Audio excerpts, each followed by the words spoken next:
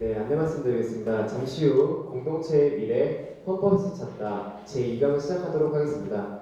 아까 안내드린 것처럼 오늘 강연 이후에 오늘 주최자이신 최기상원님과 양수영 위원장님 그리고 오늘 강연을 해주신 최규환 책임연구원님과 함께 피자를 먹으면서 이야기 나누는 뒤풀이 시간도 있는데요. 참석에 소정의 참가비가 있다는 점 안내드리며 피자 주문을 해야 돼서 먼저 혹시 참가 가능하신 분 인원 파악부터 하겠습니다. 혹시 참가하실 분들께서 손 들어주시면 감사하겠습니다.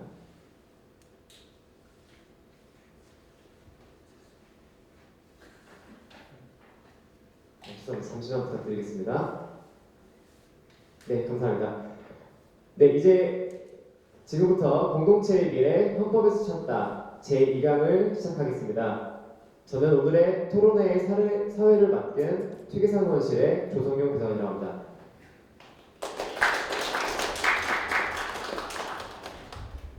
먼저 국민의례가 있겠습니다. 모두 자리에서 일어나 반사 위에 국기를 향해 주시기 바랍니다.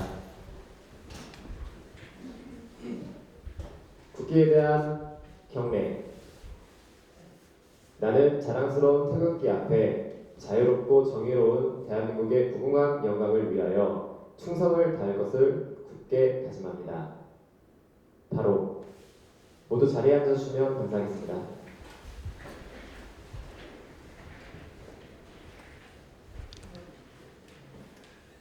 네, 바쁘신 일정에도 불구하고 오늘 공동체의 미래 헌법에서 찾다 제2강의 강연을 빛내주시기 위해 이 자리에 참석해주신 내외 분들을 소개해드리도록 하겠습니다. 제가 한 분 한 분 소개해드릴 때마다 여러분들께서 따뜻한 박수로 맞이해주시면 감사하겠습니다. 먼저 오늘 토론회의 주최를 하신 더불어민주당 최기상 의원님 참석하셨습니다.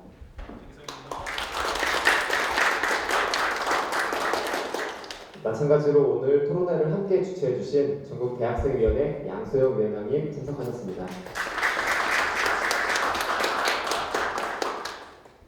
또한 오늘 자리를 빛내주신 더불어민주당 이해식 의원님 참석하셨습니다.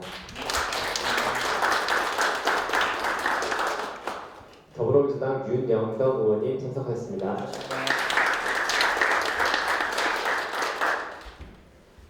그럼 본격적인 시작에 앞서 오늘 토론회를 마련해 주신 분들과 자리를 빛내주신 분들의 인사 말씀을 듣도록 하겠습니다.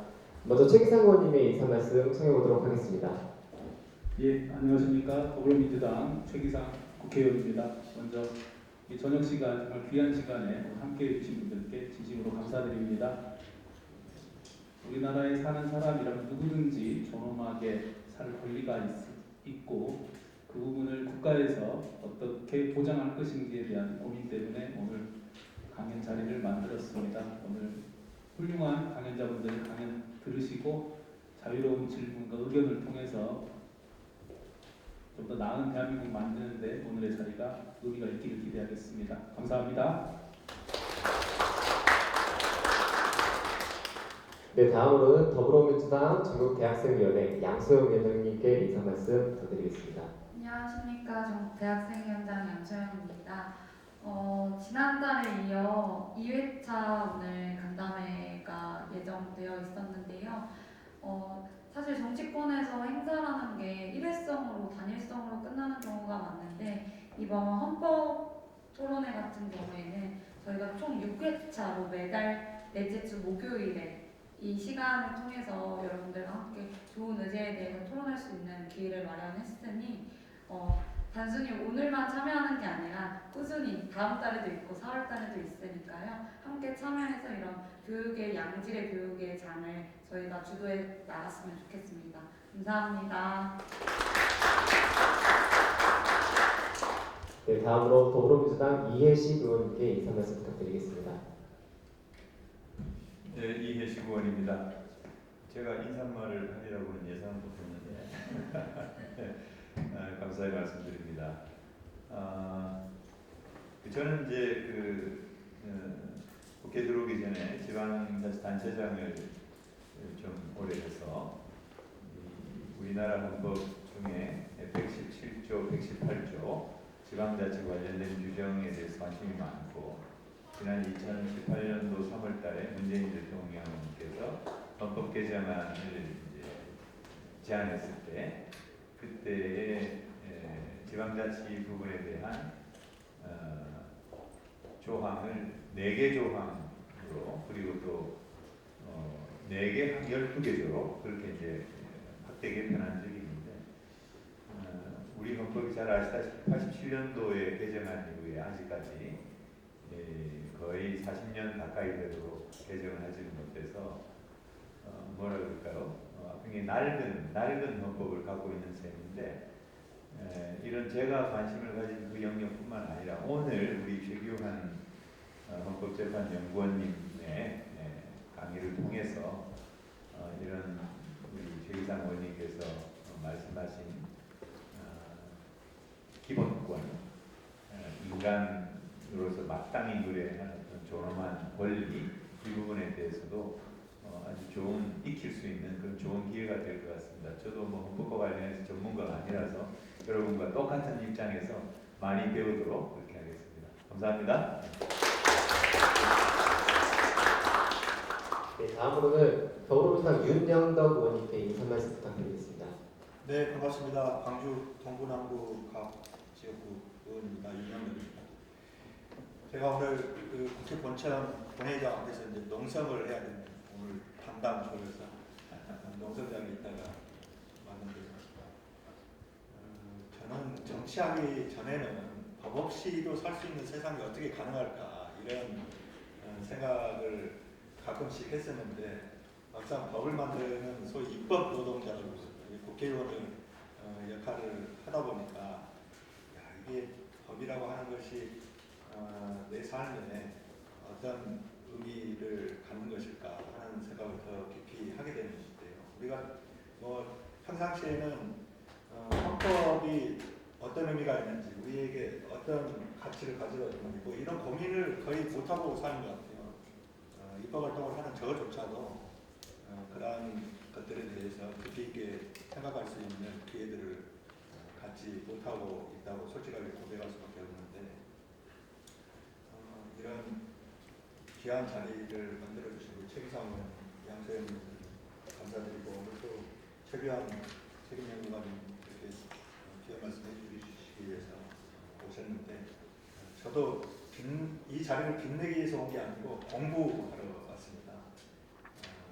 공부하면서 이게 국민의례를 하는 것도 참 낯선 풍경인데 저한테 국회의원으로서 국회에 대한 명세에 들어있는 것처럼 우리 각자는 대한민국 무궁한 발전을 위해서 충성을 다하고자 이렇게 시시각각 맹세를 하고 있는데 국가는 나와 존엄하고 정기한 삶을 위해서 뭘 해주고 있는지 또 뭘 해줘야 되는지 이런 것에 대한 생각을 해볼 수 있지 않을까 싶은 생각이 들었습니다. 하나만 더 덧붙이자면 저는 정치를 하면서 무엇보다 중요한 것이 이게 국민들의 일상이 갇히지 않게 하는 것 이것이 정치가 해야 될 가장 중요한 역할 아닐까 하는 생각을 하게 되는데요. 모두가 꿈꾸고 또 치열하게 가꾸고 있는 각자의 삶이 그 어떤 것으로부터도 갇히지 않고 존귀하게 그렇게 가치 있게 평가될 수 있는 그런 헌법 그 어떤 의미를 다시 한번 생각해 볼 수 있는 그런 자리가 되지 않을까 기대를 하고 있습니다. 여러분들과 함께 열심히 공부하겠습니다. 고맙습니다.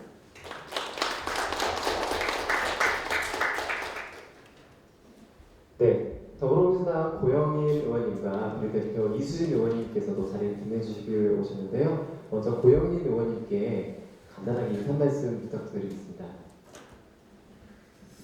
네, 반갑습니다. 저는 보건복지위원회 소속이고요. 경기도 안산 단원갑 의원입니다. 반갑습니다. 오늘 최기상 의원님이 시리즈로 이렇게 멋진 기획을 대학생위원회하고 함께 해주신 것에 대해서 관심 있게 보고 있고요. 오늘 꼭 오라고 해서 제가 지금 안산에서 안산 갔다가 다시 오는 길입니다. 그만큼 오늘 모임이 소중하다 이렇게 생각하고요. 양소영 대학생 위원장님과 우리 대학생분들 환영합니다. 뭐 다른 분도 많이 얘기하니까요.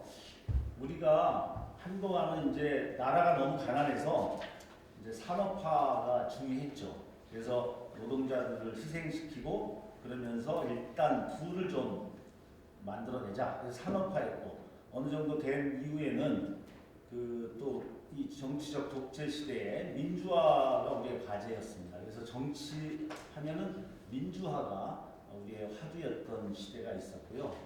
근데 이제 현재 와서는 진정한 민주주의라고 하는 것은 이제 형식적 민주주의뿐만 아니라 민생 민주주의, 결국은 인간의 삶의 질을 높이고 행복하게 만들기 위해서 정치를 하는 게 아니냐, 이러한 부분으로 우리의 중심 주제와 또 과제가 이렇게 넘어가고 있는 것 같습니다. 그래서 지금 우리가 10대 경제 대국에 들어가고 있는데 ILO나 OECD에서 보면 우리나라의 삶의 질은 30위권입니다. 그러니까 10등 안에 드는데 삶의 질은 그렇다는 거죠. 그래서 우리가 이 삶의 질을 얼마큼 경제 규모에 걸맞는 수준으로 높이느냐, 이런 것들이 중요한데, 어쨌든 우리가 헌법에서 국민은 인간다운 삶을 살 권리를 갖고 있다라고 이렇게 해주고, 국가는 그 국민을 위한 복지와 복지 향상을 위해서 노력해야 할 의무가 있다, 이렇게 헌법에서 이런 방향을 잡아줬다는 것은 진짜 너무나 소중하고 우리 국민들에게 대단히 중요한 일이다, 이렇게 생각을 합니다. 그래서 이러한 법 규범으로서 기본 헌법이 그런 방향을 제시해줬기 때문에 우리가 이것을, 여기 국회의원님들이 많이 와 계신데, 법률적으로 여러 가지 이 헌법의 기본 정신에 맞게 우리가 실질적인 삶의 질을 높이기 위한 그런 것들을 어떻게 만드느냐, 이런 것들을 우리는 더 노력해야 될 것이고, 또 헌법재판소에서는 이러한 기본 원래의 인간을 존중하는 그런 취지에 맞게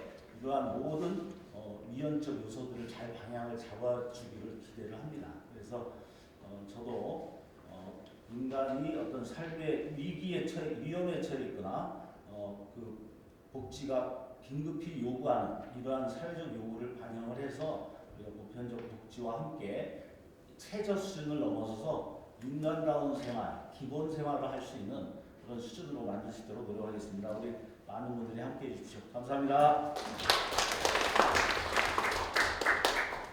예, 다음으로 더불어민주당 비례대표 이수진 의원님께 인사 말씀 부탁드리겠습니다. 네, 안녕하세요. 반갑습니다. 저희 당의 이수진이 2명인데요. 저는 노동자 출신 비례대표 이수진입니다. 현재 당에서 원내대변인을 하고 있고요. 오늘 이렇게 좋은 강의를, 토론을 주관해 주신 최기상 의원하고는, 최기상 의원이 국회 들어오기 전부터 친구 먹었습니다. 판사와 노동자 친구라고 이해해 주시면 좋을 것 같습니다.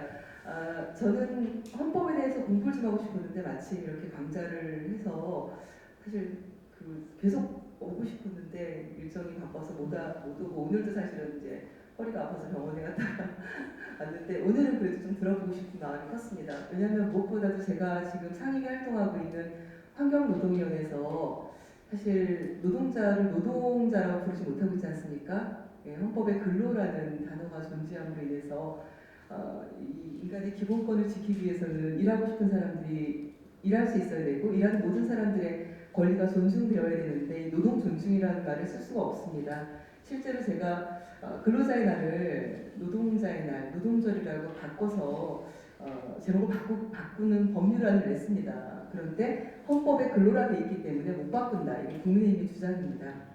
노동자가 노동자로 불러달라는데 실제로 그렇게 부르고 싶지 않다. 당사자가 불러달라는데 그렇게 부르지 않겠다라는 게, 그리고 그게 헌법의 취지다. 이렇게 국민의힘 의원들이 상임위에서 발언하는 걸 보면서 좀 가슴이 무너지더라고요. 그래서 저는 헌법의 취지대로 우리가 34조 기본권 얘기를 하시는데, 사실은 헌법 33조에 노동 3권이 보장되어 있지 않습니까? 실제로 우리나라에서 노동자들에게 노동 3권이 온전하게 제대로 보장되지 못하고 사각지대가 굉장히 많이 존재하거든요.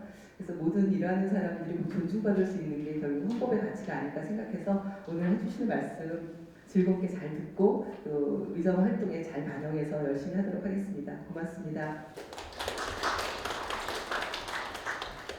네, 감사합니다. 다음으로는 단체 사진 촬영을 하겠습니다. 참석자분들께서는 앞으로 나와주셔서 촬영에 임해주시면 감사하겠습니다.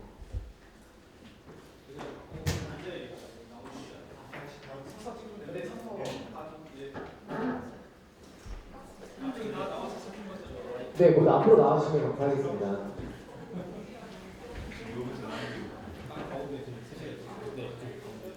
양쪽에서 위로 그것도 남기고 중간에 쓰셔야 돼요. 우리 선생님 앞에 나와주시고 오셨으니까 같이 찍어주시죠. 네. 뒤에 우리 사이사이 네 사이즈 얼굴 잘 나오게. 네, 촬영하도록 하겠습니다. 아니 아직 안 나오죠.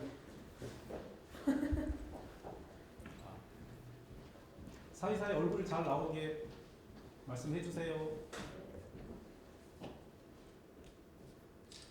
네, 찍겠습니다. 하나, 둘, 셋. 네, 하나, 둘, 셋.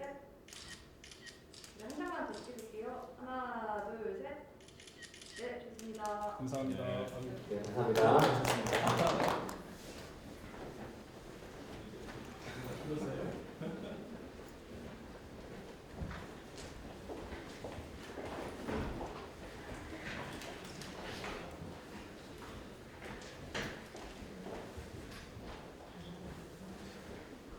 네, 감사합니다.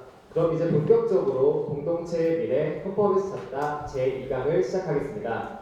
공동체의 미래 헌법에서 찾다 제2강은 사회적 기본권, 실질적인 권리 보장이라는 주제로 최규환 헌법재판연구원 헌법책임연구관님께서 강연해 주시겠습니다.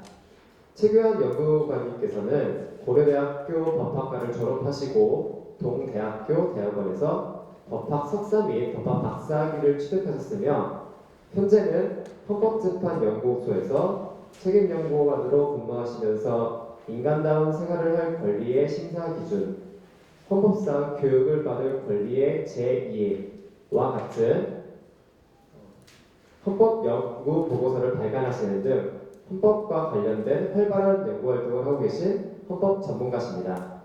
그럼 오늘의 강연자이신 최규환 연구관님을 따뜻한 박수로 맞아주시면 감사하겠습니다.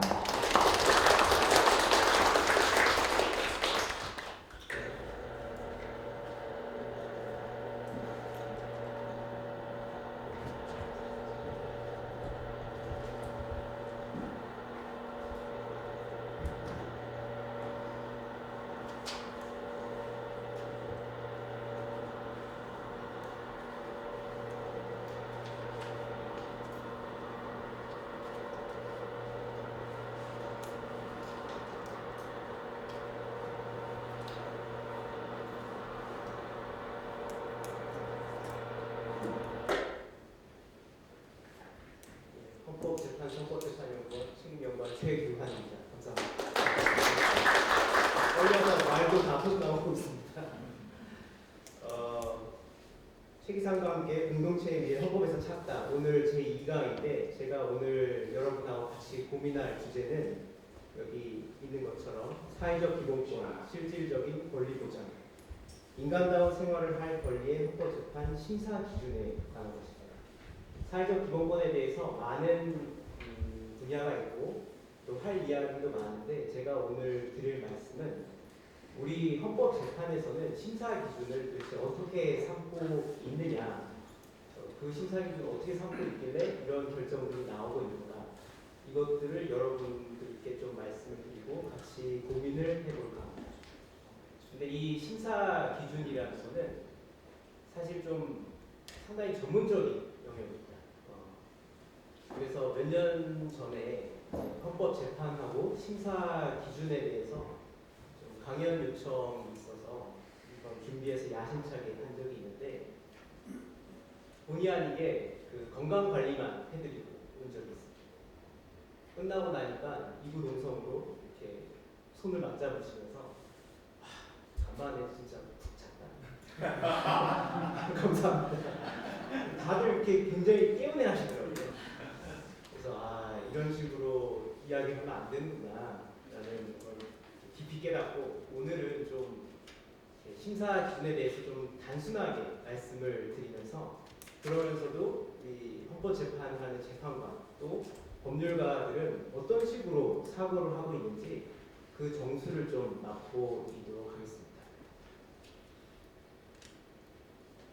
자, 오늘 그 강연 드릴 내용은 그래서 일단 헌법이 뭔지 여러분께 말씀을 드리고 헌법재판 그리고 기본권에 대해서 간략하게 좀 여러분들께 소개해 드리려고 합니다.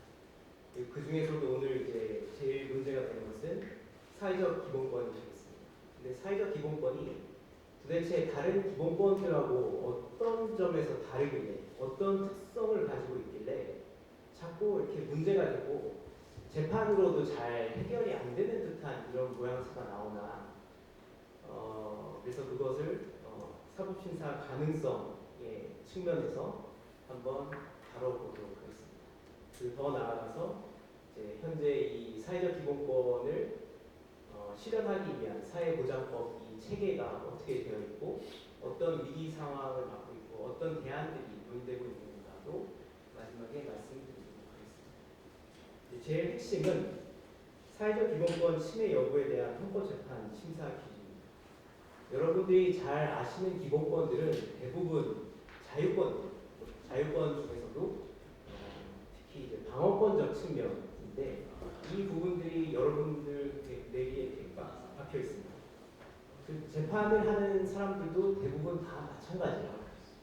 그러면 그 내기에 박혀 있는 이 사람들의 헌법재판 이 심사 기준의 도식은 뭐냐 하면 이제 자유권 하면은 여러분들 이렇게 대략적으로 언론 표현의 자유면 어떤 표현이 있고 이제 신체의 자유는 뭐 내 신체 중에 어디가 침해돼서는 안 돼. 이런 게 대략적으로 쭉 잠재적으로나마 보호 영역에 이렇게 설정이 되어 있습니다. 여기에 대해서 국가가 어떤 공익을 명목으로 또는 뭐 다른 충돌하는 기본권을 보호한다는 명목으로 어떤 국가 작용을 하면서 이 잠정적인 보호 영역 내로 침해에 들어오는 거예요. 그럼 이 침해에 들어오는 것을 두고 헌법재판에서는 어떻게 하느냐? 이 제한이 과연 그런 공익을 위한 목적으로 하되 그게 얼마나 정당화될 수 있는가 이런 식으로 해서 따져보는 것이 전통적인 헌법재판의 심사 기준입니다. 근데 이거하고는 달리 사회적 기본권은 뭔가 이렇게 바운더리를 친 내에서 이렇게 침해에 들어오는 것이 아니라 아예 국가에 대해서 뭔가를 달라고 요구를 하는 거예요. 뭔가 이렇게 잠정적으로 보호될 수 있는 영역, 공간적인 영역 이런 사고 자체가 좀 쉽지가 않습니다. 그러다 보니까 이 심사 기준 자체에 좀 문제가 발생을 하게 되는 것입니다. 자, 그러면 이제 본격적으로 문제 상황을 알기 위해서 우리 헌법 규정부터 보도록 하겠습니다. 오늘 말씀드릴 거는 인간다운 생활을 할 권리이기 때문에 특히 헌법 제34조를 한번 보도록 하겠습니다. 제34조 제1항을 보시면 모든 국민은 인간다운 생활을 할 권리를 가진다. 딱 요 한마디 나와 있어요. 인간다운 생활이 뭔지 뭐 이런 거 안 나와 있어요. 뭐 어떤 식으로 하라다 뭐 이런 것도 좀 안 나와 있는 것 같죠. 다만 확실한 거는 권리라는 말을 썼다는 건 확실합니다. 2항을 보시죠. 국가는 사회보장, 사회복지의 증진에 노력할 의무를 진다. 1항에 인간다운 생활할 권리를 가진다고 하고 2항부터 제6항까지는 왠지 그 방법들을 이야기하는 것 같은 생각이 듭니다. 여기에 대해서 이제 학자들은 이게 각각 별개의 것이다 라고 하는 학자도 있고 어떤 분들은 1항이 이제 목표를 설정하고 2항부터 6항까지가 구체적인 방법들을 이야기한 것이다 뭐 이렇게 이야기하는 분들도 있는데 아무튼 계속 하겠습니다. 2항을 보시면 국가는 사회보장, 사회복지 증진에 노력할 의무를 진다. 뭔가 좀 이상하죠? 권리라는 말은 한번 1항에서만 나오고 여기서는 뭔가 국가에 대해서 의무를 주고 있는데 의무조차도 그 앞에 이상한 수식어구를 두고 있습니다. 노력할. 뭐 좀 이상하죠? 뭔가 이렇게 회피할 방향을 좀 열어둔 거 아닌가 하는 생각이 들게 하는 조항입니다. 제3항을 보시겠습니다. 국가는 여자의 복지와 권익의 향상을 위하여 노력하여야 한다. 여기는 아예 의무라는 말도 없습니다. 제4항 국가는 노인과 청소년의 복지 향상을 위한 정책을 실시할 의무를 진다. 정책 실시 의무를 말씀드리죠. 그 다음에 제5항 신체 장애자 및 질병, 노령, 기타의 사유, 생활 능력이 없는 국민은 법률이 정하는 바에 의하여 국가의 보호를 받는다.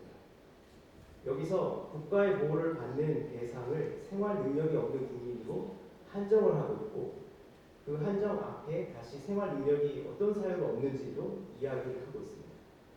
그리고 궁극적으로는 보호를 받는다고 했는데 그 보호가 법률에 의해서 법률이 정하는 바에 의해서 보호되도록 되어 있습니다. 헌법이 직접 하는 것 같지 않은 생각이 들죠. 자, 그러면 여기에 대해서 우리 헌법재판소 결정을 보시겠습니다. 우리 헌법재판소는 인간다운 생활을 할 권리에 대해서 이렇게 계속 반복해서 그 개념을 보고 있습니다. 쭉 한번 읽어보겠습니다.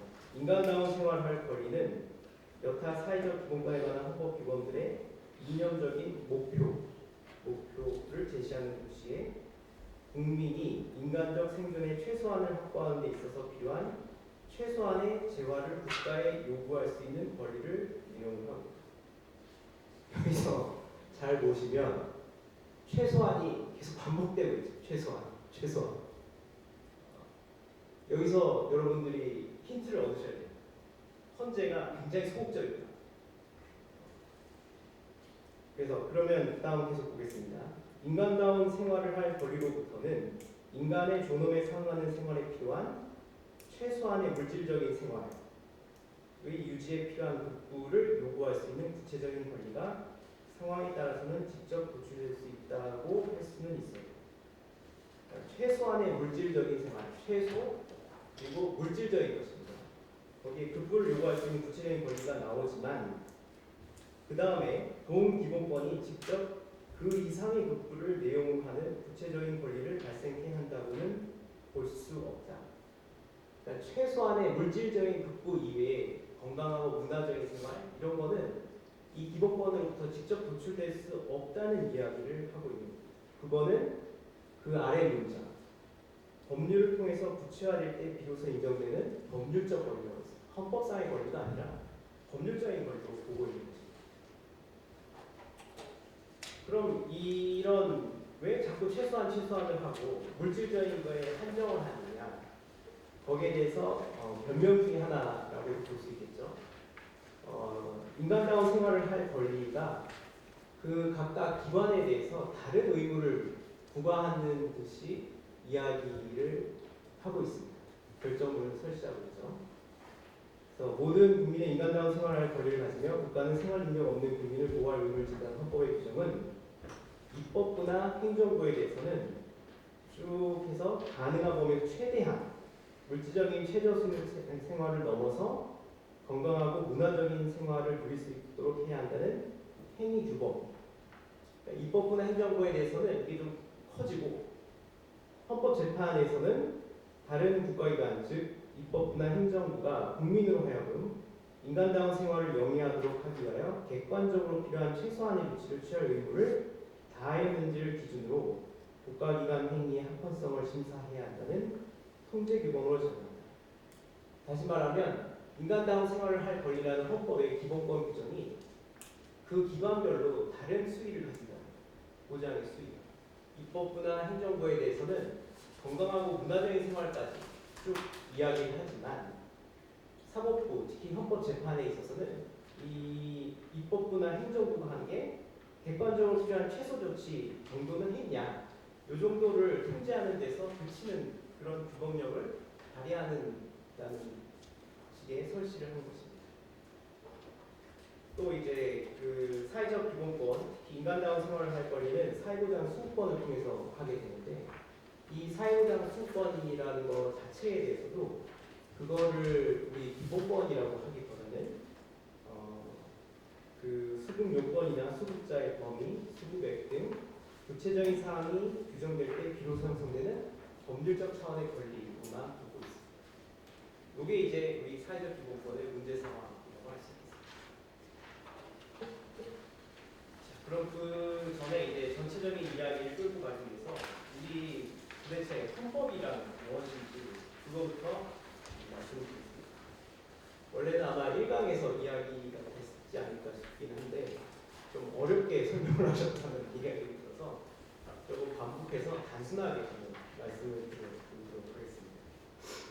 헌법 지금 한자로는 안 썼는데 한자로는 법헌자에 법법자예요. 법 중에 법이라는 뜻이죠. 법 중에. 이거는 무엇을 말하느냐? 영어로는 좀 더 와닿을 수 있는데 constitution이고 라틴어로는 뭐 constituere 이렇게 읽는 게 맞는지는 모르겠는데 이 뜻은 창설한다는 거죠. 법 중에 법을 만드는 법이라는 뜻이죠. 다시 말하면 국가 공동체를 창설하고 어떤 특정한 형태나 질서를 갖추도록 하는 게 헌법이라는 것입니다. 헌법에 담겨 있는 규정 내용을 보시면 그래서 국가 권력의 조직과 행사 그리고 국민의 기본적인 자유와 권리 이 원칙적인 규범들이 들어오게 됩니다. 그러면 헌법에서 도대체 헌법이 왜 있어야 되는지 그 핵심은 무엇인지가 이제 관건이 될 텐데 그 핵심은 전체 법 질서의 정당성과 효력 문제가 이 헌법의 핵심 문제라고 할 수 있습니다. 그 여기 계신 여러분들만큼이나 좋은 삶이 뭔지, 가치 있는 게 뭔지, 공동체에서의 가치가 뭔지 이거는 생각이 다 다릅니다. 양립 불가능할 수도 있고 심오한 차원에서 크게 충돌을 할 수도 있어요.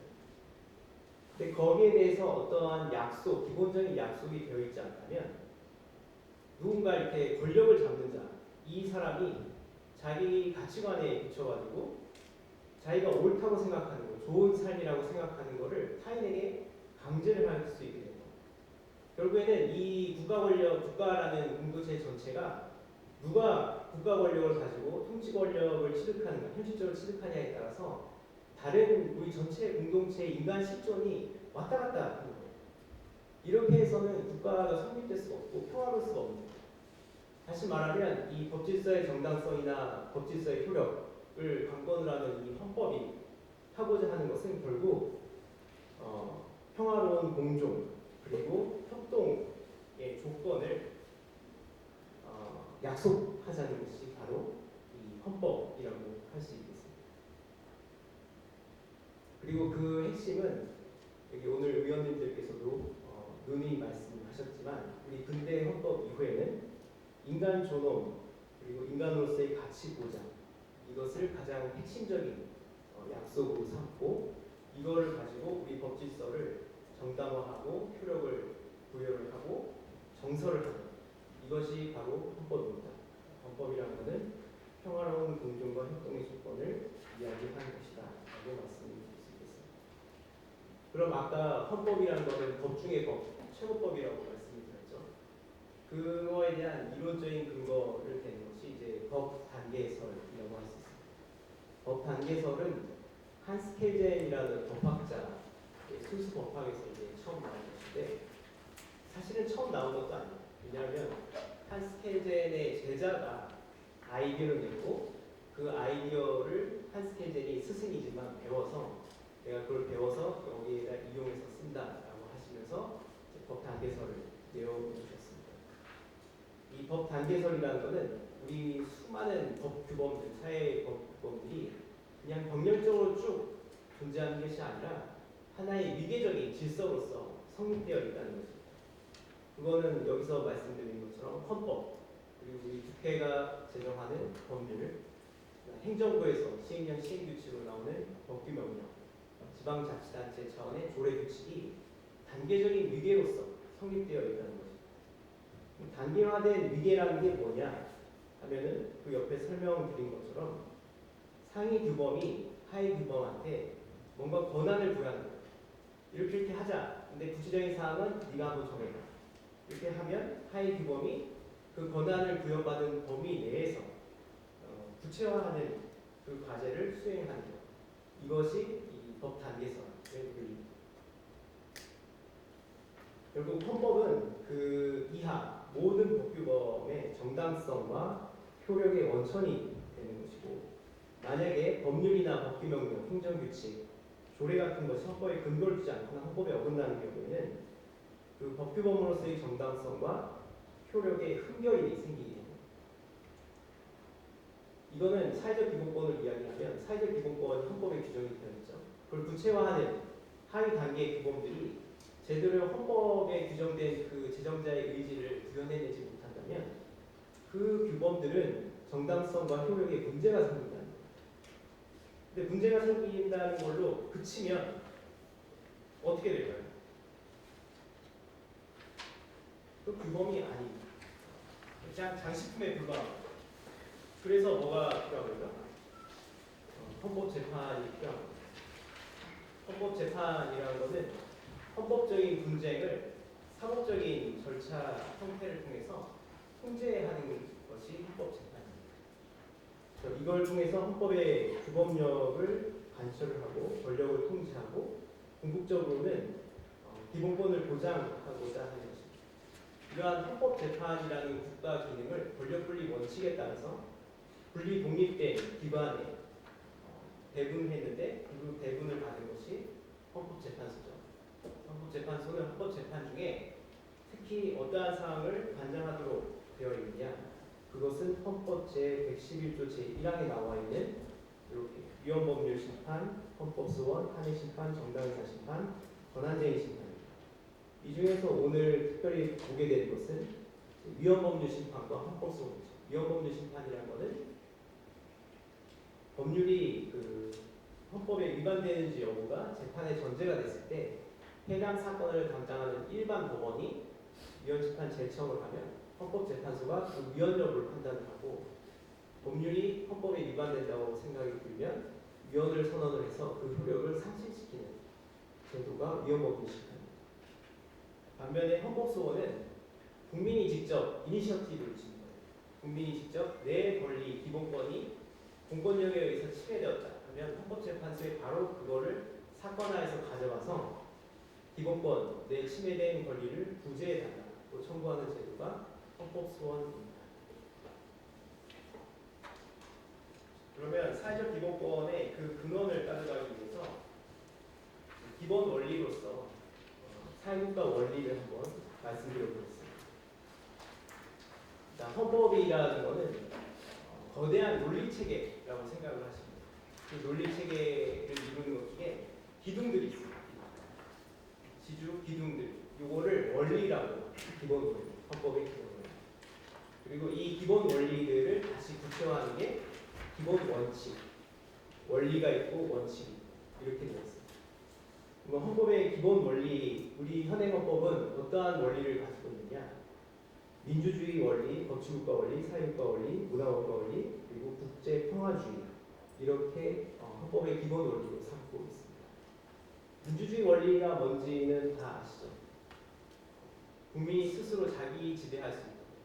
다시 말하면 국가 권력을 조직하고 행사를 할 때 항상 그게 국민의 의사에서 유래되어야 되고 그 다음에 국민의 의사에서 그 기원을 찾도록 해야 된다는 원리가 민주주의 원리입니다. 이걸 어떻게 구체화를 하죠? 국민주권주의를 선언을 하고 그 다음에 대의민주주의를 통해서 하고 있죠. 국민은 선거, 국민투표를 통해서 그 의사를 형성을 하고 또 언론 출판, 집회, 결사의 자유를 통해서 여론을 형성을 해서 합니다. 법치국가 원리는 법의 지배권. 그래서 그 국가 권력을 법에 구속을 시켜서 국가 권력을 순환시키고 결국에는 개인의 자유와 권리를 보호하는데 그 목적을 두고 있는 겁니다. 기본권을 보장하고 권력 분리 원칙, 법률 우위 원칙, 법률 유보 원칙, 적법 절차 원칙, 명확성 원칙, 소유권 금지 원칙 이런 것들로 구체화되게 됩니다. 근데 민주주의 원리, 법치국가 원리 이런 거는 이제 원칙도 구체화되어 있고 뭔지 다 잘 알 수 있는데 사회국가 원리는 이 얘네들하고는 달리 아직 그 구체적인 형태가 아직은 분명하게 확정되어 있지 않은 상황입니다. 여기서도 좀 문제가 생기기 시작을 하는 것인데 대체로는 지금 제가 써드린 정도 이 정도에서 서로 약속이 되어가는 정도입니다. 한번 읽어보면 사회적 경제적 약자와 소외계층, 특히 자본주의 산업사회가 성립되면서 대량으로 발생한 무산 노동 대중의 생존을 보호하고 정의로운 사회 경제 질서를 확립하려는 국가를 형성하라는 원리가 사회국가 원리입니다. 그럼 그게 도대체 무슨 말이냐? 국민 각자가 자유를 실제로 행사할 수 있도록 그 실질적인 조건을 국가가 마련해줄 의무가 있는 거랍니다. 그러니까 인간 존엄에 상응하는 인간다운 생활에 필요한 경제적인 또는 물적인 그 토대를 보장해줘서 자유가 실질적으로 실현될 수 있도록 하는 그러한 책무를 국가가 지는 거. 그거를 우리 헌법상 기본 원리로 삼는 게 이제 사회국가 원리라는 것입니다. 사회국가 원리를 실현하는 방향은 두 가지 모델이 있어요. 하나는 사회적 시장경제 질서를 통해서 하는 게 있고, 다른 하나는 사회적 기본권을 통해서 하는 게 있어요. 오늘 드리는 건 이제 사회적 기본권이에요. 사회적 기본권이 뭔지를 더 분명히 하기 위해서 기본권 일반을 좀 말씀을 드리겠습니다. 기본권이라는 것은 쉽게 말하면 헌법에 규정된 국민의 기본적인 권리를 말합니다.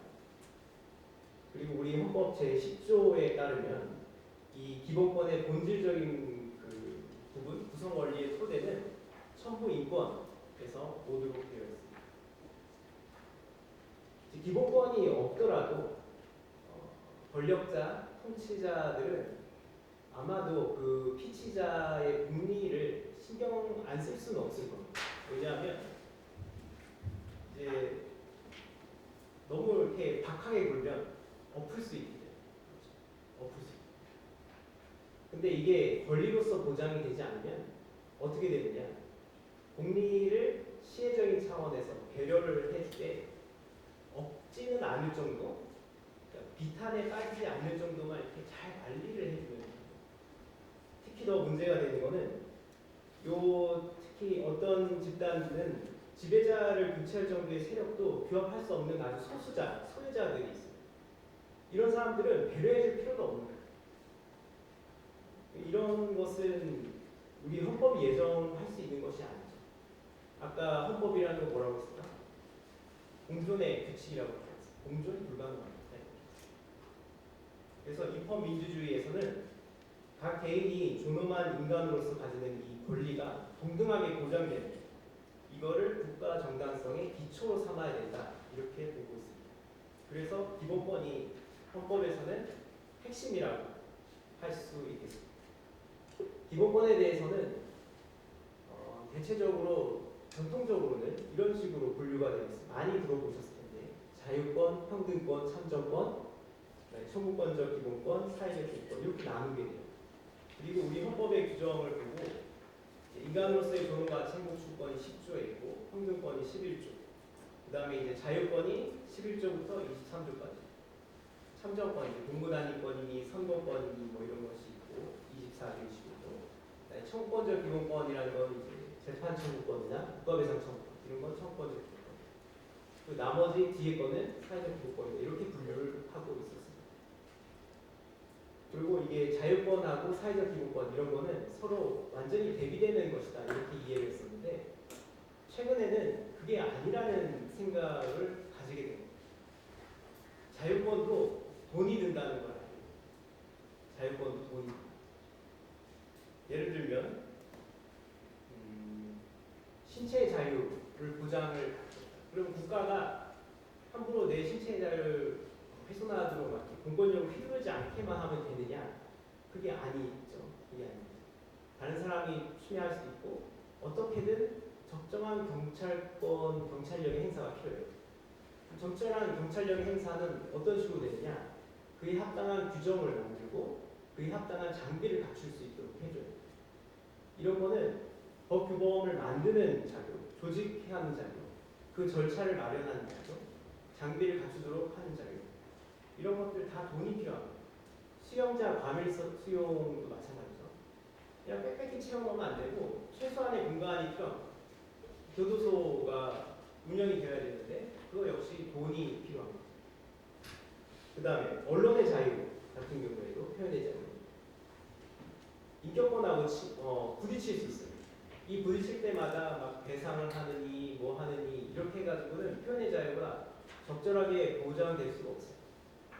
그렇기 때문에 그걸 적정하게 조정을 할 수 있는 제도로서 반론보도 청구권 같은 이 조직과 절차에 관한 이런 것들이 만들어져야 돼요.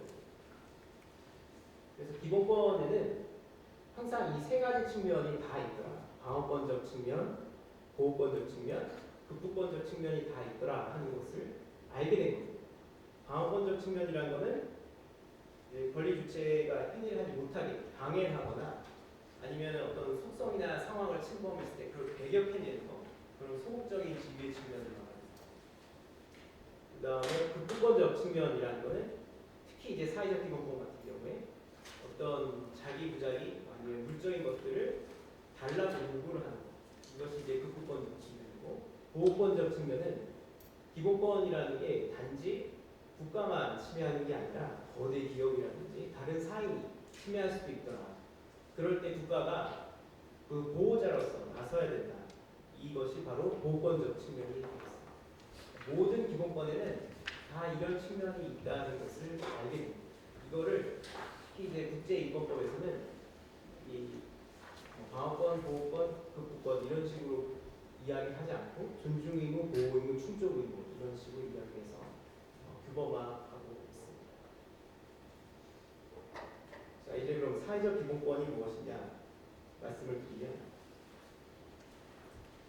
그 앞에 파란색에 있는 것이 핵심인데, 인간 존엄성에 적합한 인간다운 생활을 보장하기 위해서 경제적, 사회적, 문화적으로 기본적인 생활 수준을 유지하는 데 필요한 물질에 대한 권리를 말합니다. 그 물질은 구체적으로는 최소한의 수입, 주거, 영양과 물, 보건의료, 교육, 고용, 노동, 환경, 널리 사회복지들이 다 포함됩니다. 특히 아까 방어권적 측면, 보호권적 측면, 극부권적 측면 중에서 사회적 기본권에서는 특히 극부권적 측면이 강조되는데, 그거를 토대로 다시 이야기를 하면 사회적 기본권은 인간다운 생활을 가능하게 하는 사실적, 물적 토대의 극부를 국가에 청구할 수 있는 권리, 요구할 수 있는 권리를 사회적 기본권이라고 합니다. 이 그 시작은 궁핍으로부터의 자유, 빈곤으로부터의 자유에서 시작됩니다. 예전에는 이제 뭐 빈곤, 질병, 장애, 아니면 나이 많은 거, 노후, 실업, 출산, 양육 이런 건 다 개인적인 문제라고 생각했는데, 점차적으로 이제 자본주의가 심화되면서 이게 개인 문제가 아니구나, 사회적 위험이구나, 이걸 사회적 문제로 인식을 하고 그거를 제도적으로, 구조적으로 국가가 좀 대처를 해야 되겠다 하면서 여러 가지 이제 사회보장, 사회복지제도를 만들고, 그것을 다시 헌법 그리고 인권 문서에 사회권으로 규정을 하면서 사회적 기본권이라는 게 등장을 하게 됩니다. 그러니까 사회적 기본권을 먼저 규정을 하고 사회보장, 뭐 법률 이렇게 해가지고 제도가 나오고 이게 아니라 사실은 제도부터 먼저 나오고 필요에 의해서 나중에 이제 기본권으로서 헌법에 들어오게 된 이런 특징을 가지고 있는 것이 사회적 기본권이 되겠습니다. 사회적 기본권은 어떤 특성을 가지고 있는가? 여기 보시면 일단은 이 사회적 기본권, 특히 사회국가 원리를 배경으로 한 이것은 체제 수능적인 모델이라고 할 수 있습니다. 그러니까 그 근본 바탕은 이제 자본주의하고 시장 경제를 인정을 하는 바탕 위에 있는 게 사회국가 원리, 사회적 기본권. 그 말은 다시 풀어서 말씀을 드리면, 일단은 개인이 자기가 창의력을 발휘를 해서 자유로운 경제 활동을 통해서 자기 스스로를 일단은 자기가 책임을 져야 돼요.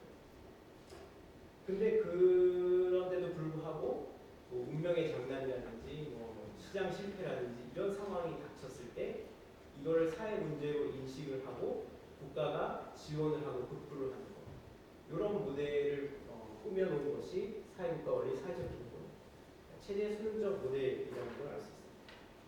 두 번째는 아까 우리 34조 봤을 때도 느끼셨겠지만, 인간다운 생활이라는 말만 하고 도대체 인간다운 생활의 그 목표가 뭔지, 뭐 어떤 식으로 그 급부를 수준을 결정을 해야 될지, 어떤 내용을 할지, 뭐 이런 거는 헌법에 규정이 되어 있지 않습니다. 굉장히 추상적으로 되어 있고 개방적으로 되어 있어서 결국에는 이 세세한 내용들은 다 입법적으로나 행정적으로 구체화되어야 될 필요가 있는 게 이 사회적 기본권의 특징입니다. 또 하나 큰 특징 중에 하나는 돈이 많죠. 돈이 많이 들기 때문에 결국에는 그 재정적인 부담, 특히 국가의 사실상의 경제적인 그 능력에 상당 부분 의존할 수밖에 없어서 이것을 가능성의 유보라고 합니다. 여러분들이 다른 나라를 보시면 폄하하고자 하는 것이 아니라 예를 들면 남미나 인도의 헌법재판 기능을 하는 대법원의 판결을 보시면 사회적 기본권에 대해서 굉장히 전향적인 결정이나 판결을 합니다. 어떻게 저럴 수 있지? 대단하다. 문제는 돈이 없습니다. 사법부가 아무리 그렇게 얘기를 해도 실현이 안 되는 거예요. 그 이유는 이 사회적 기본권이라는 게 말씀드렸듯이 경제적인 그 사실상의 상황에 유보되어 있는 측면이 있기 때문에 그렇습니다. 그다음에 네 번째는 마지막인데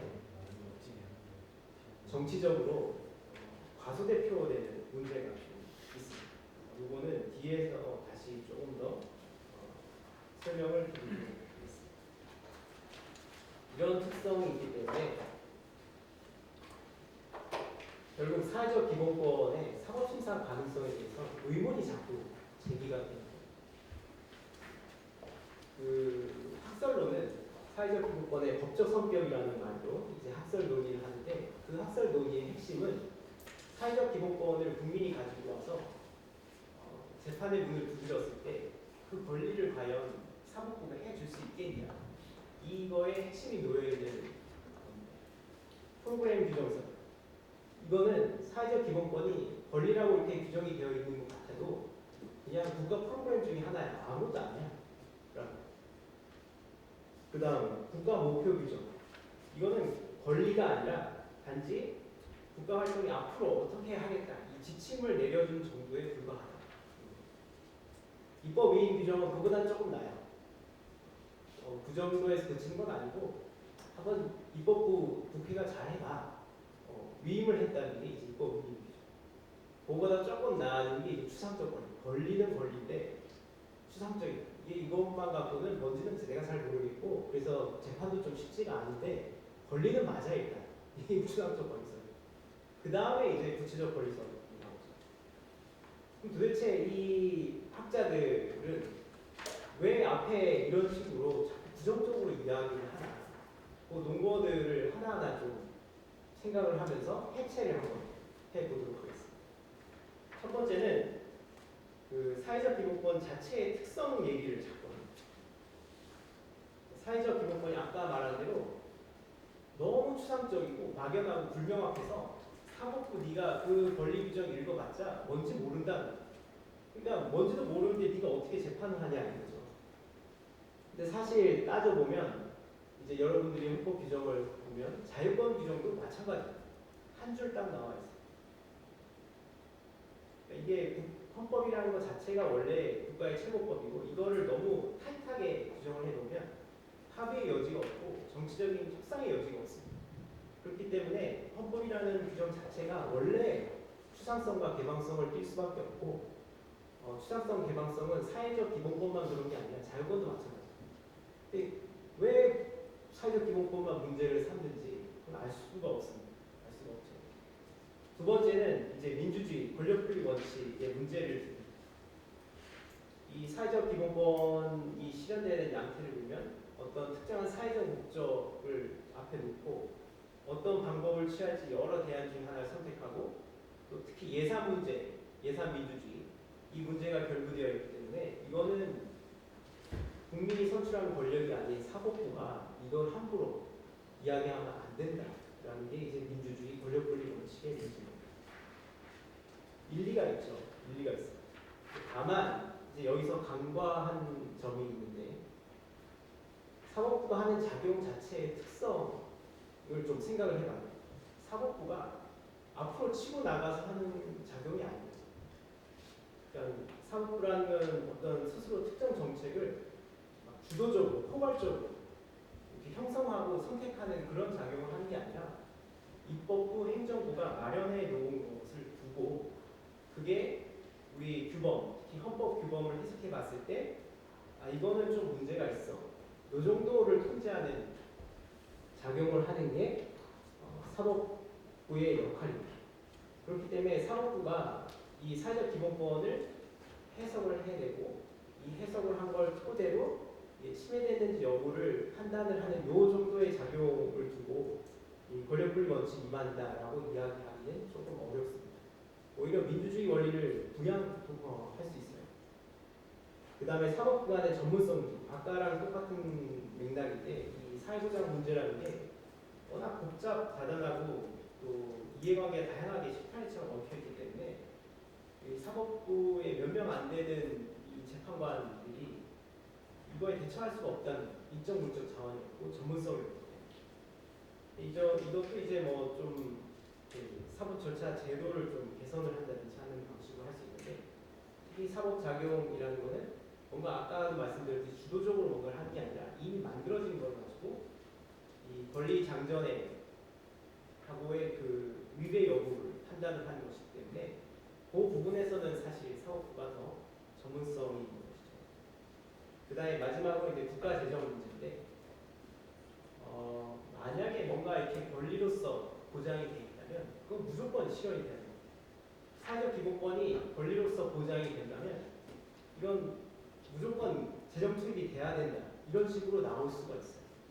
근데 이제 뒤에 심사 기준 이야기를 하면서 잠시 막 보여드리겠지만 이 권리 개념에서 기본권하고 다른 법률상의 권리하고 약간 좀 다릅니다.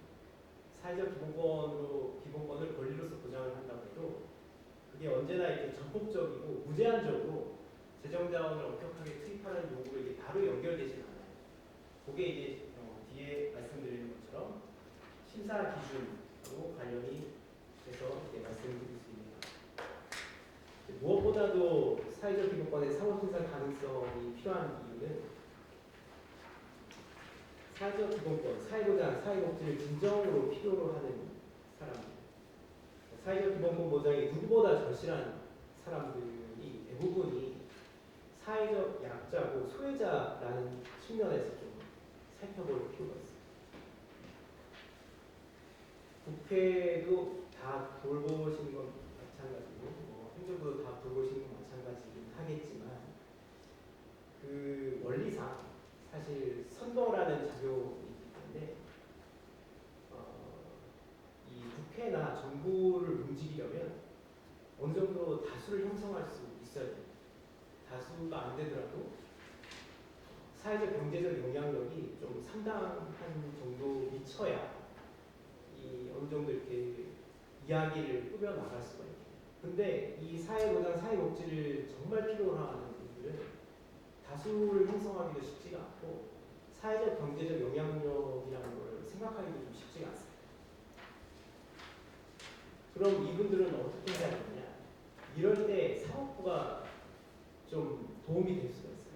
왜냐하면 이걸 권리로서 보장하게 되면 이분들이 다수를 형성하지 않고 혼자 개인으로 뛰어들더라도 내 권리를 보장해 달라고 하면서 절차의 시작과 끝을 이니셔티브를 주고 이야기를 할 수 있는 그 특성을 가진 게 사법부이기 때문입니다. 그렇기 때문에 이 사회적 기본권의 사법심사 가능성은 특히나 그 원래 그 목적했던 바를 생각을 한다면 좀 전향적으로 판단될 필요가 있지 않겠나 하는 이야기를 할 수 있겠습니다. 오늘의 마지막 이제 핵심인 심사 기준 이야기. 전형적인 아까도 말씀드렸듯이 그 헌법재판의 심사 기준, 사고 방식, 저희들의 사고 방식은 일단 울타리, 보호 영역을 쳐요. 원래 이 정도는 보호를 하는 거야. 근데 국가가 뛰어들어요. 그럼 이 뛰어든 게 정당한지 안 한지 판단을 하는 이렇게 3단계 심사 구도를 저희들은 항상 머리에 담고 있습니다. 기본권의 보호 영역을 먼저 확정을 하고 그 다음에 뭔가 국가가 딱 뛰어들었을 때 그게 이 보호 영역을 찔러 넣은 건지 아닌지 판단을 한 다음에 만약 이게 찔러 넣은 게 맞다면 그래서 침투에 들어온 게 맞다면 그 침투에 들어온 게 정당한지 여부를 판단을 하는 이런 사고 구조를 가지고 있습니다. 아까 말씀드렸듯이 사회적 기본권은 그렇지가 않죠. 그 전에 또 한 가지 말씀드려야 될 거는 포섭과 형량이라는 말씀을 좀 드려야 되겠습니다. 요거는 이제 사법부가 일반 법원, 대법원을 위시한 일반 법원이고 헌법재판소가 있죠. 이 양쪽이 그 법을 적용하는 양태 자체가 조금 다릅니다. 단순하게 얘기해서 조금 다릅니다. 예를 들면 이런 거죠. 형사재판을 한다.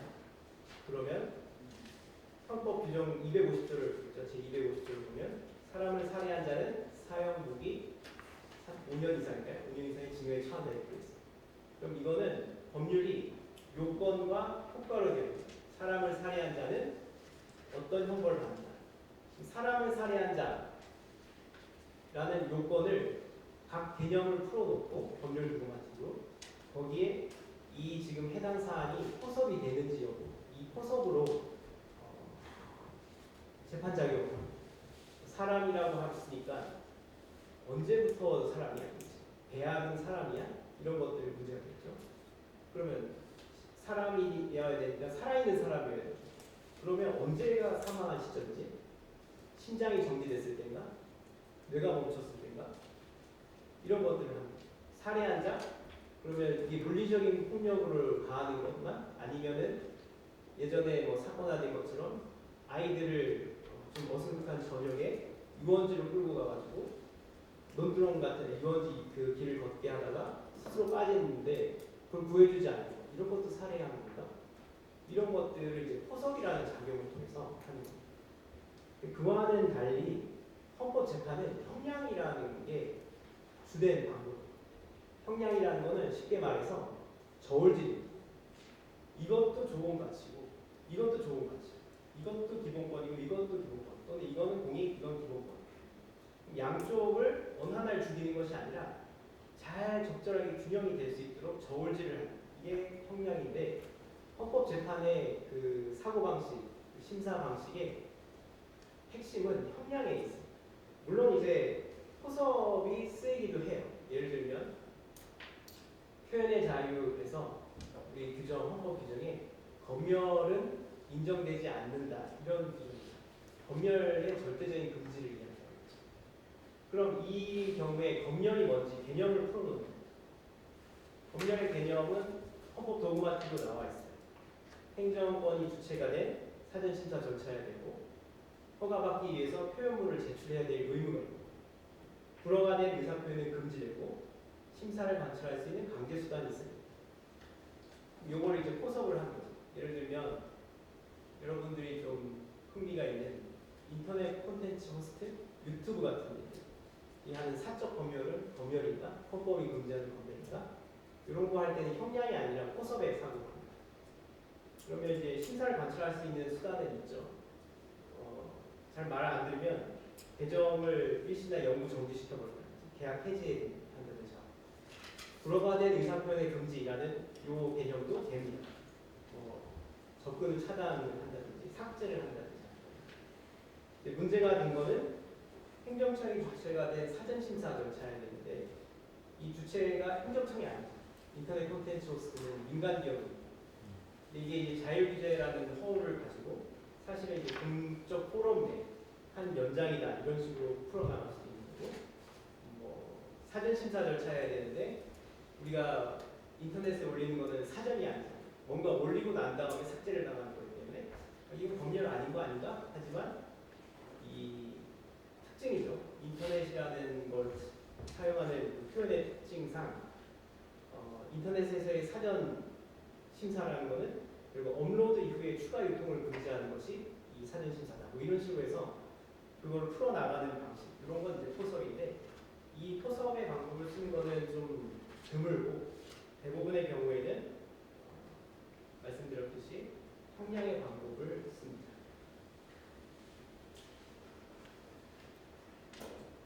시간이 없어서 이거는 좀 넘어가겠습니다. 과잉 금지 원칙을 이제 말씀드릴 것인데 그거는 넘어가고 그럼 이제 사회적 기본권의 심사 기준을 본격적으로 이야기해 드리겠습니다. 일단 아까 설명드렸던 우리 헌재가 쓴 그 심사 기준을 과소보호 금지 원칙이라고 합니다. 과소보호 금지 원칙. 아까 자유권 같은 경우에는 과잉 제한 금지 원칙이라고 합니다. 과잉 제한 그건 뭐예요? 자유권이라는 걸 보호 영역에 설정이 되어 있는데 여기에 국가가 침해에 들어와서 그걸 정당화한다 하더라도 그 자유권을 너무 과잉되게 제한해서는 안 된다. 이게 과잉 금지 원칙, 과잉 제한 금지 원칙이라고 합니다. 네, 반면에 사회적 기본권은 그게 아니죠. 뭔가를 요구하는 거예요. 요구해서 내 극부, 내 생활을 좀 보호해달라고 합니다. 근데 국가가 그거를 하지 않는 거죠. 부작위를 하는 거죠. 그 부작위 행위가 너무 과소하게 돼서 보호 조치가 너무 과소하게 이루어져서는 안 된다 하는 것을 과소보호 금지 원칙이라고 합니다. 과소보호 금지 원칙에 대해서 우리 헌재는 구체적으로 어떻게 이야기하느냐? 사회적 기본권을 보호하기 위해서 이한 입법을 전혀 하지 않았다든지 입법을 하긴 했는데 그 내용이 현저히 불합리해서 헌법상 용인될 수 있는 재량의 한계를 명백히 벗어난 경우에 과소하게 보호됐다 이렇게 심사를 하는 방식을 과소보호 금지 원칙이라고 합니다. 근데 다만 넘어가긴 했지만 과잉 금지 원칙에서는 목적 정당, 수단 적합, 피해 최소, 법익 균형이라고 그 아래에 더 하부 원칙으로 구체적으로 되어있습니다. 근데 과소보호 금지 원칙은 아직 그 구체적인 그 심사 원칙을 설정하지 못하고 저 정도에서 좀 그치고 있습니다. 그래서 학자들은 이게 뭐냐 도대체 이게 무슨 과소냐? 과소가 아니라 최소 아니냐 최소 보호 금지가 아니냐 이렇게 비판을 하기도 합니다. 요거랑 조금 헷갈리실 수 있는 거는 최소 핵심 유무라는 심사 기준. 이거는 국제인권법에서 개발이 돼서 이제 각국에 도입되고 있는 것입니다. 최소 핵심 의무라는 건 이제 사회적 기본권의 특성 때문에 그런데 사회적 기본권이라는 것은 일반적으로는 가용 자원 범위 내에서 그 완전한 실현을 위해서 점진적으로 이렇게 달성해 나가고 한 걸음 나가는 이런 게 이제 사회적 기본권의 특성. 그래서 사회적 기본권에는 의무를 굳이 분류하자면 두 가지 의무가 나와요. 하나는 사회적 기본권 중에서 특히 급박한 것은 즉시 이행할 의무가 있고 그 이외의 것은 가용자원의 범위 내에서 점진적으로 실현해 나갈 의무가 있다. 이렇게 해서 양쪽을 나누고 있어요. 근데 이 나눈 것 중에 특히 최소 핵심 의무는 이것만큼은 사회적 기본권의 최소 핵심만큼은 무슨 일이 있어도 반드시 해야 되고 만약 국가가 이걸 하지 못하고 있다면 그거는 사회적 기본권 침해고 헌법 위반이다 라고 보는 심사 기준이 최소 핵심 의무입니다. 예를 들면 필요 최소한의 식량, 최소한의 의료라든지 아주 기초적인 주거시설, 초등교육 이 정도도 안 해주면 이거는 무조건 사회적 기본권 위반이야 이렇게 보는 기준이 최소 핵심 의무입니다.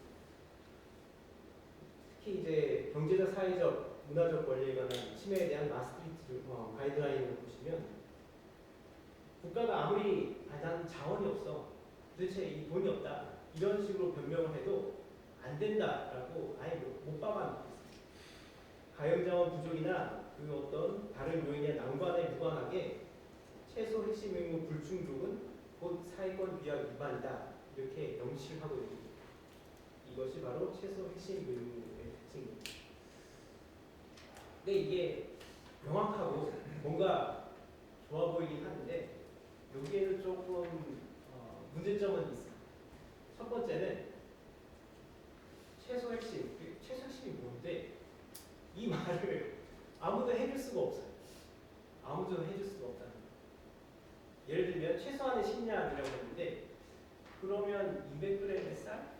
250g? 불이면 되나?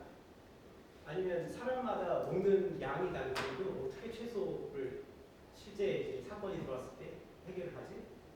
예를 들면 또 어떤 질병 같은 경우에 어떤 질환 같은 경우에는 이게 보편적인 질병이 아니고 아주 희소한 질병인데 일단 걸리면 반드시 죽고 치료를 하려면 너무 많은 비용이 듭니다.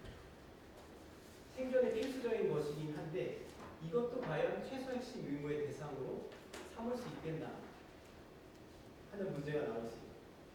또 이게 최소 핵심 의무만 자꾸 들이대다 보면 사회적 기본권이 최소 보장주의로 빠질 수가 있습니다. 이런 문제점들을 가지고 있습니다. 그 다음에 퇴보조치 금지 의무는 아까 말씀드렸듯이 사회적 기본권의 특성이 점진적인 달성을 목표로 하기 때문에 그 중에서 하다가 뒤로 물러나게 되면 이건 사회적 기본권 침해다라고 보는 건데 이것도 이제 사실 권리가 아까 말씀드렸듯이 사회적 기본권은 가능성 유보화이기 때문에 사실 국가의 사회적 경제적 상황에 따라서 좀 부침이 있을 수 있는데 이거를 약간 물러섰다는 이유로 바로 위헌 결정을 하기가 좀 어렵지 않겠나. 오히려 이렇게 되면 더 소극적으로 앞으로 더 나갔다가 조금 물러나는 게 아니라 아예 안 나가는 거죠. 아예 안 나가. 이런 식으로 될 가능성이 있기 때문에 이것도 이제 조금 심사 기준으로서는 어려움이 있지만 국제인권법에서는 이런 심사 기준들이 아주 잘 다뤄지고 있습니다. 그러면 이제 사회적 기본권을 실현하기 위한 사회보장법 체계는 어떻게 되는지를 간략하게 말씀드리고 끝내도록 하겠습니다. 우리 사회보장 기본법을 위시로 해서 국회에서 제정한 법률을 학자들이 체계화한 것에 따르면 사회보험, 공공구조, 그다음에 사회복지 서비스, 사회보상 이렇게 나눌 수도 있는데 사회보험이라는 것은 여러분들도 잘 아시겠듯이 보험의 원칙에 따라서 국민이 보험료를 내고 자기 기여를 하고 그 기여에 따라서 사회적 위험에 대해서 대비하도록 하는 것인데 다만 이게 민간보험하고는 달리 사회보험이기 때문에 사회연대의 원칙이 적용이 됩니다. 그래서 가입이 강제되고 강제징수가 있고 보험료 산정을 할 때도 무조건 소득에 비례해서 하는 것이 아니고 재분배 효과를 도모할 수 있도록 하고 있습니다. 공공구조는 사회보험과는 달리 세금으로 운영이 되는 거죠. 그래서 객출을 요건으로 하지 않고 국가나 지방자치단체의 책임하에서 생활 유지 능력이 없는 분들 최저 생활을 보장하고 자립을 지원하는 사회복지 서비스는 아실 겁니다. 이 사회보장법 이 전체 체계가 위기에 빠져 있다는 얘기는 많이 들으셔서 아실 겁니다. 일단 그 어느 중에 하나는 희생적 한계이긴 한데 우리 사회보장법은 현실화된 것은 1961년 군사 쿠데타 이후에 군사정부가 들어서면서 사회보장법이 본격적으로 좀 논의가 됩니다. 얘네들이 왜 얘기를 했냐? 첫 번째는 쿠데타 할 때 명분이 그 기하선상에서 방황하는 민생고 해결을 기치로 들었다는 거 하나. 그 다음에 이 사람들이 정치적 정당성이 없기 때문에 그 흥결을 이런 걸로라도 좀 보충을 하고자 했다는 거. 그리고 군사정부에 그 있었던 사람 중에 몇 명이 조금 여기에 관심이 있었어요. 그런 이유가 좀 있었습니다. 근데 문제는 잠깐에 그쳤다는 거죠. 잠깐에 그쳤었고 곧바로 우선순위를 경제성장에 두면서 이게 좀 입법이 충실하지 못했습니다. 게다가 그 당시에 좀 우리가 잘 사는 나라가 아니기 때문에 결국 어떤 식으로 했느냐 아주 이렇게 낮게 하지만 쭉 펼치는 이런 체계를 가진 겁니다. 그래서 낮은 수준의 보편적인 평등 이념을 이렇게 사회보장법에 구현을 하겠다. 이런 식으로 처음에 전개가 됐던 게 좀 희생적인 한계가 있습니다. 두 번째는 전 세계적으로 이 사회보장법이라는 것 자체가 원래 예정했던 생활상이 있어요. 정상이라는 말 자체가 좀 엇갈릴 수 있는데 결국 어떤 걸 생각을 했느냐 사회보장법을 만들 때는 이제 일단 자본주의 시장 경제 질서를 기본으로 하고 사람들이 성인이 되면 자기가 노동을 제공해요. 그리고 그 노동에 대한 대가를 임금을 받으면 그 임금이 일단은 자기도 먹고 살 수 있고 자기의 부양 공동체, 뭐 대부분 가족이 되겠죠. 가족도 충분히 필요한 재화 서비스를 시장에서 사기에 충분한 임금을 받을 수 있다. 다만 그 사람이 좀 이상한 운명에 처하게 된다든지 아니면 시장 불균형 뭐 이런 것들 때문에 이런 정상 궤도에서 일탈을 했을 때 이 일탈을 사회 문제로 봐서 국가가 그때 보충적으로 개입을 하는 거예요. 요걸 이제 원래 이렇게 모델로 생각을 했던 건데 지금은 그런 사회가 아니죠.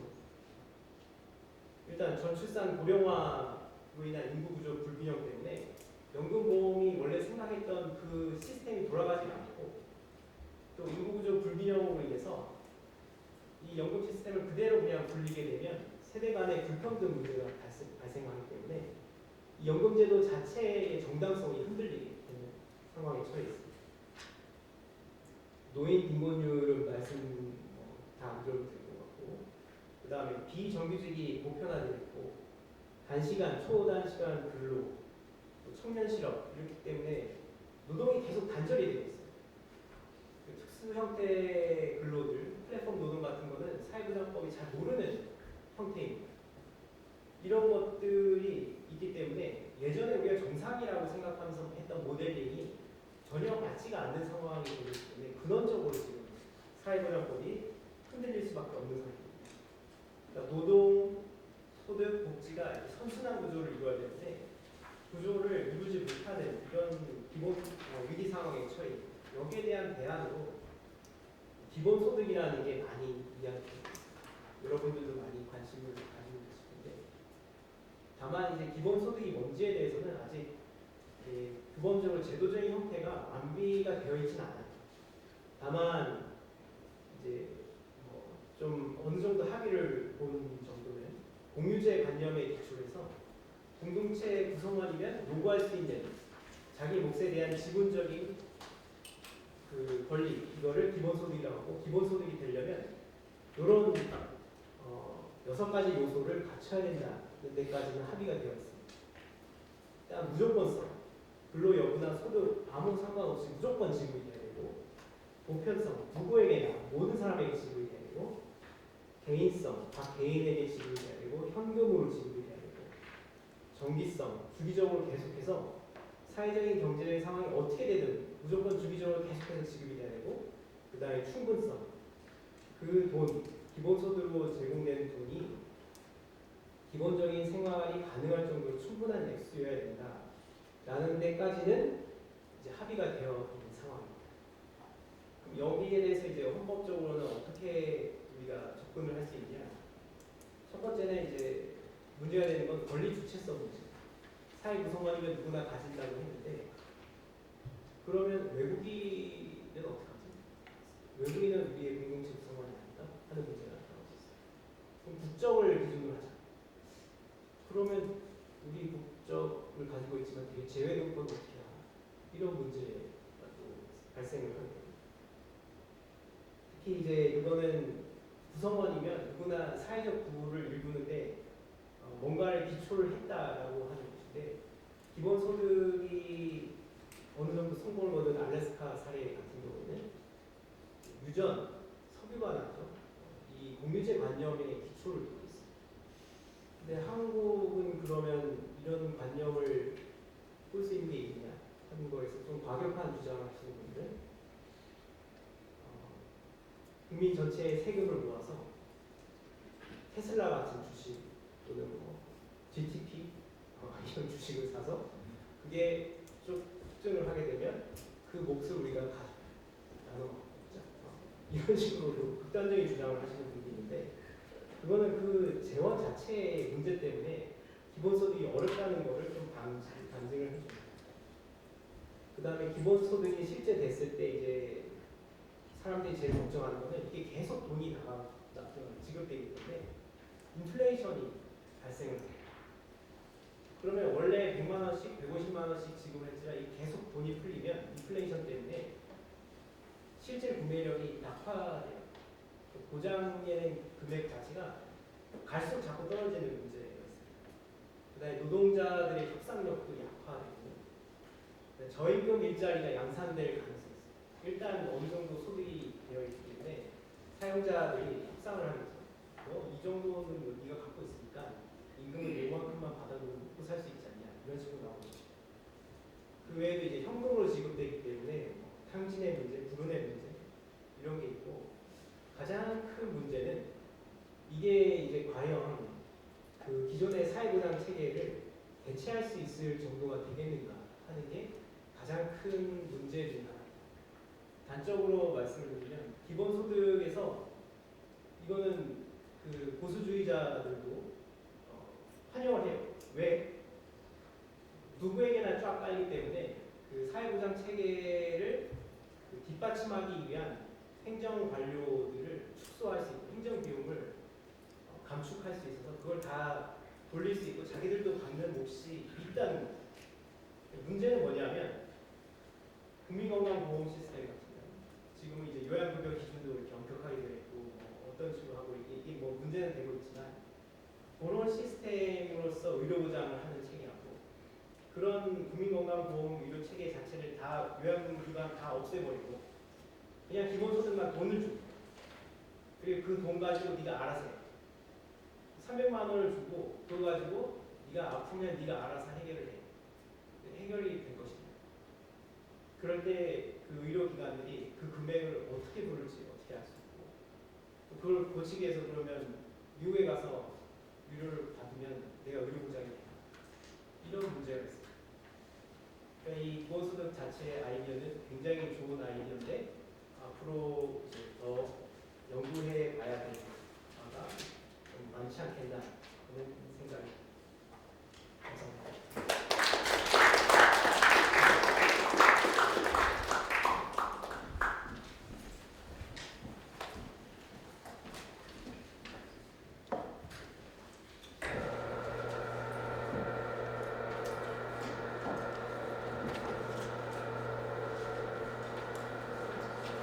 네, 감사합니다. 헌법에서 규정하고 있는 사회적 기본권에 대해 쉽고 자세하게 설명해 주신 최규환 연구관님께 다시 한번 큰 박수 부탁드리겠습니다. 다음은 강연과 관련된 토론 순서인데요. 저희에게 준비된 시간이 얼마 남지 않아서 간단하게 10분 정도 질문을 받도록 하겠습니다. 오늘 강연과 관련됐든 헌법에 관련됐든 최규환 연구관님께 좀 궁금한 점 있으신 분 손 들어주시면 감사하겠습니다. 예. 마이크가 없어서 그냥 네. 말씀을 드리겠습니다. 그 강의는 너무너무 쉽게 설명을 해주셔가지고 잘 들었습니다. 저는 개인적으로 금천구에 사는 국민 김혜경입니다. 제가 질문 드리고 싶은 거는 헌법이라는 이 국가적인 체계적인 이 법이 아주 오래오래 전부터 변함없이 이렇게 굳건히 자리를 지키고 있는데 앞으로는 AI나 GPT 뭐 이런 기계가 도입되면서 사회가 급변하게 빠르게 이렇게 변화하는 그 사회에 적합하게 이 헌법이 적용이 가능한가? 그 연구원님께서는 어떻게 생각하시는지 의견을 듣고 싶습니다. 질문 감사합니다. 네, 당황스럽게도 제가 컴퓨터조차 잘 못하기 때문에 AI나 이런 부분에 대해서 제가 잘 알고 있지는 못합니다. 다만 이제 말씀드릴 수 있는 것은 미국 헌법을 보면 미국 헌법이 다른 나라 헌법하고는 특별히 또 다르게 개정이 거의 이루어지지 않고 개정이 사실 쉽지 않습니다. 그럼에도 불구하고 미국 사회를 이끌 수 있는 규범이 되고 있는 걸 생각을 해보면 아까 말씀드렸듯이 그 평화 공존의 조건 자체를 굉장히 그 기본 원칙에 맞춰서 간략하게 되어 있고 개방적으로 규정을 해 놓았기 때문에 그에 맞춰서 저희가 그 규범을 잘 해석해내고 발전시켜 나갈 수 있는 여지를 헌법 제정자가 이미 마련해 두고 있다는 점을 저희가 좀 생각을 해본다면 변화하는 세계에 맞춰서 헌법을 개정하는 작업도 필요하겠지만 현재 헌법을 소중하게 다루면서 그걸 발전시킬 수 있는 방법도 있지 않겠나 저는 이렇게 생각합니다. 저희 준비된 시간이 그렇게 많지 않은데요. 그래서 좀 간단하게 짧게 좀 부탁드리겠습니다. 안녕하세요. 오늘 네, 강연 너무 감사드리고요. 너무 유익한 시간이었습니다. 두 가지 정도 여쭤보고 싶은데요. 첫 번째는 제가 이해한 바로는 소수자를 보호하기 위해서는 헌재가 사회적 기본권을 좀 더 적극적으로 심사할 필요가 있다는 말씀을 주신 걸로 이해를 했는데요. 그런데 만약에 헌재가 어떤 정책의 근거인 법에 대해서 사회적 기본권에 관련된 법에 대해서 위헌이라는 판단을 했을 때 그거에 대해서 대다수 국민이 수긍할 수 있도록 할 수 있을지 그 부분이 궁금하고요.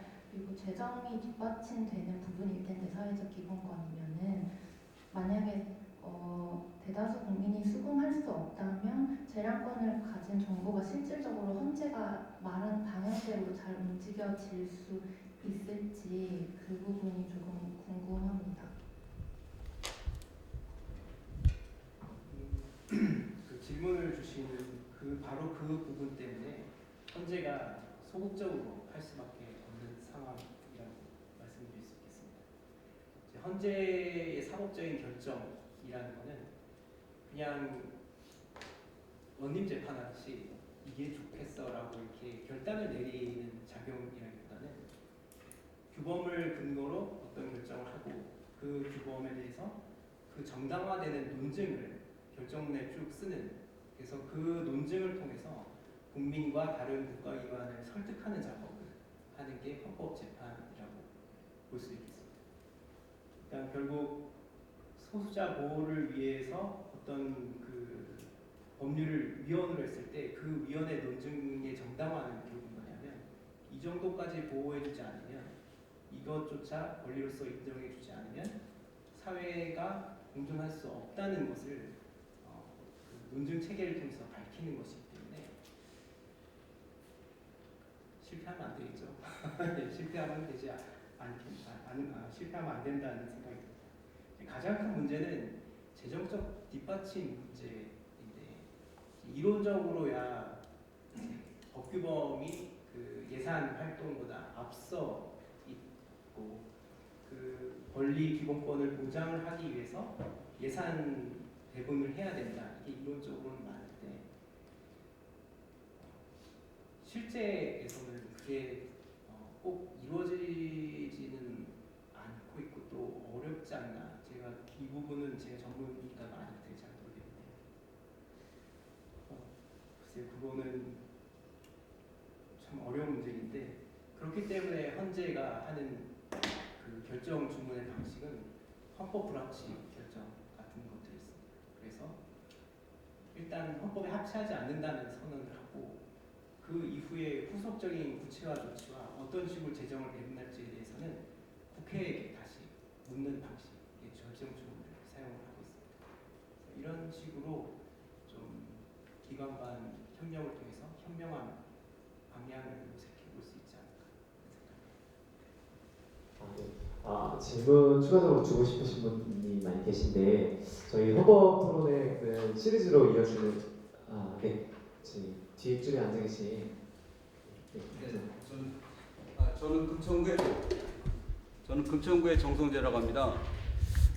오늘 강의 잘 들었고요. 그 강의의 느낌을 조금 말하고 싶은 부분이 있어서 조금 시간을 좀 내주셨습니다. 그래서 저는 그 기본권에 대해서 자꾸 이제 시간을 내서 들을수록 그 헌법은 그 어떤 반박하기 어려운 어떠한 반박을 하지 못하거나 아니면은 의문을 제기할 수 없는 그런 높은 가치와 원리를 갖다가 틀과 굴레를 만들어서 원체 가지고 있던 인간의 존엄과 가치를 가져와서 쪼개서 나눠준 느낌이에요. 그래서 그 자유권, 평등권, 기본권 이런 것들을 원체 가지고 있는데 이제 가져와서 쪼개서 나눠주는 느낌, 그런 느낌을 받았는데 괴벨일지 모르지만은 헌법은 그 권력자를 견제하는 것 같지만 실은 권력자에게 헌법 재판을 통해서 통치의 정당성을 부여하는 느낌, 그리고 나머지는 알아듣기 어려운 말들로 입 다물게 하는 그런 효과를 가져온 것 같은 느낌이에요. 그래서 다만 이런 것만 최소한 해줘라.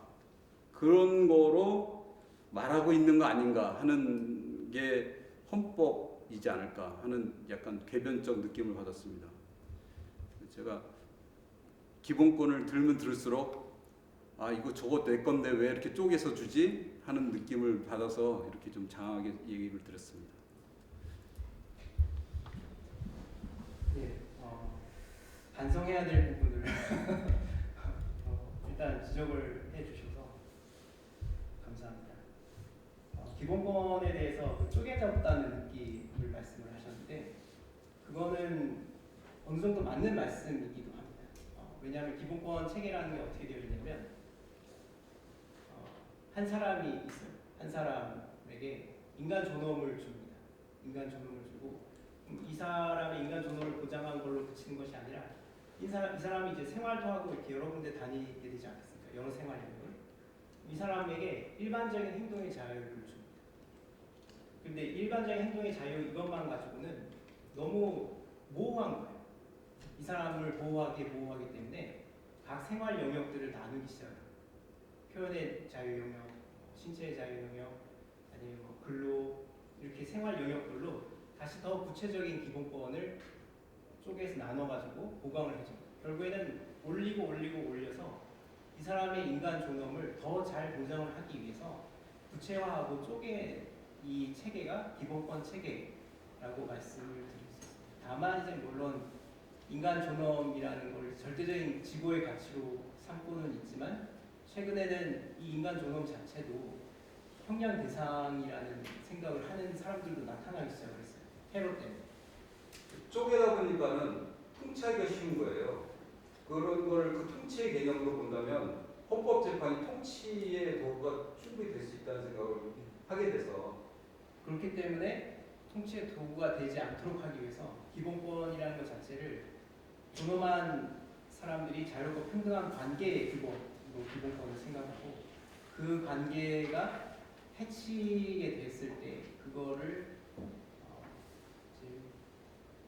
헌법 위반으로 보고 교정을 하는 작업을 헌법재판이 해야 되는데 문제는 이거를 뒷받침하는 이론이나 뭐 여러 가지 체계를 더 정치화해서 소위 재판관들이 자기 성향에 따라서 좌지우지 막 이상하게 생각하고 자기 가치관을 내뿜고 또 통치자에게 협력을 하고 이런 식이 되지 않도록 하기 위해서 해 나가야 되는 작업 중에 하나가 바로 좀 이론적인 정치와 도그마틱화를 통해서 이 사람들이 원님 재판하지 않도록 하는 그게 이제 필요하지 않겠나 생각합니다. 감사합니다. 예, 정말 마지막으로 그 최기상 의원님께서 간단하게 네, 질문하십시오. 네, 감사합니다. 전 세계에 아마 수많은 나라가 있고 헌법을 가지고 있는 나라가 참 많을 텐데요. 그러니까 우리 헌법보다 더 사회적 기본권을 좀 구체적 권리로 헌법에 규정하고 있는 나라가 있는지 그리고 혹시 그렇게 규정을 했을 때 실제로 제대로 작동하고 있어서 우리 국민들 그 나라의 국민들이 만족하고 있는지에 대한 부분이 궁금해서 여쭤봅니다.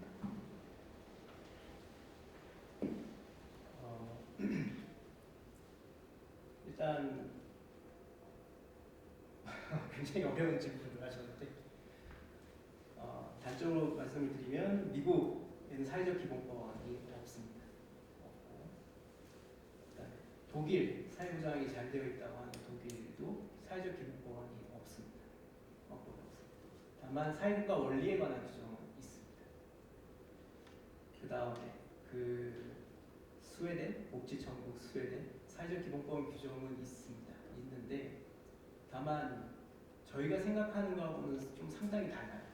그 국가는 저희는 이제 사회복지 사회보장하면 연대성, 동질성 이런 걸 생각하지만 복지천국 스웨덴은 개인주의가 훨씬 더 월등합니다.